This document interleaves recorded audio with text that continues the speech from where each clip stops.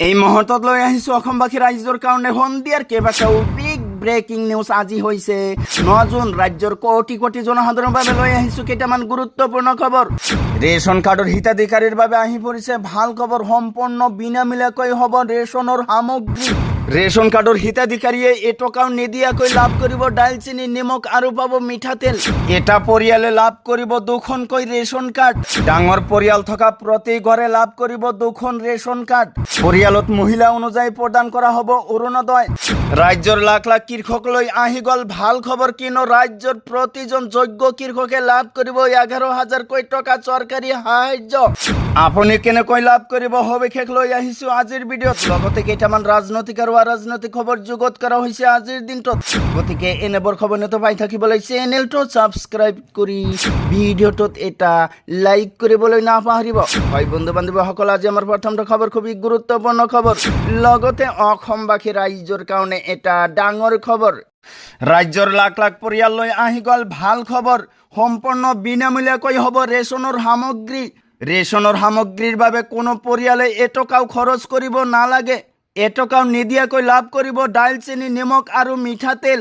সকলো ৰেচন বিনামূলীয়াকৈ হ'ব বুলি কৰা হৈছিল ঘোষণা। ৰেচন কাৰ্ড আৰু অৰুণোদয়ক লৈ নতুন ঘোষণা চৰকাৰৰ। ডাঙৰ পৰিয়াল থকা প্ৰতি ঘৰে পাব 2খন ৰেচন কাৰ্ড। পৰিয়ালত মহিলা অনুযায়ী প্ৰদান কৰা হ'ব অৰুণোদয়। এটা ডাঙৰ পৰিয়ালে লাভ কৰিব পাৰিব 2টা অৰুণোদয়। ৰেচন কাৰ্ড বঙাৰ সুবিধা কৰিব চৰকাৰে।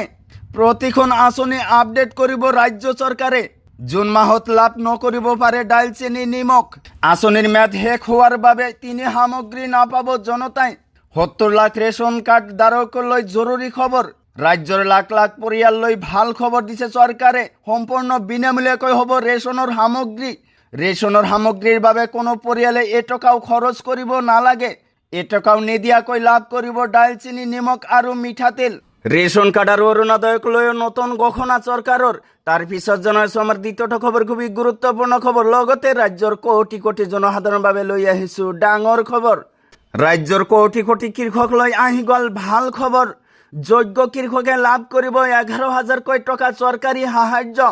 সংগঠিৰে আৰম্ভ হোৱা অসমৰ শক্তিশালী গ্ৰাম্য অৰ্থনীতিৰ এক নতুন অধ্যায়। আত্মনিৰ্ভৰশীলতাৰ দিশে অগ্ৰসৰ অসমৰ কৃষিখণ্ড। কৃষক, মৎস্যজীৱী, দুগ্ধ উৎপাদক আৰু আত্মনিৰ্ভৰ গাঁওসমূহক অধিক শক্তিশালী কৰাৰ লক্ষ্য অসম চৰকাৰৰ। কৃষকৰ বাবে অব্যাহত থাকিব ফচল বীমাৰ সুবিধা। কৃষিজাত শস্যৰ উৎপাদনৰ ভিত্তিত কৃষকে লাভ কৰিব নিম্নতম সমৰ্থন মূল্য।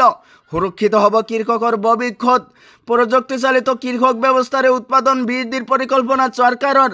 10 লাখ মেট্ৰিক টন মৎস্য উৎপাদনৰ লক্ষ্য চৰকাৰৰ।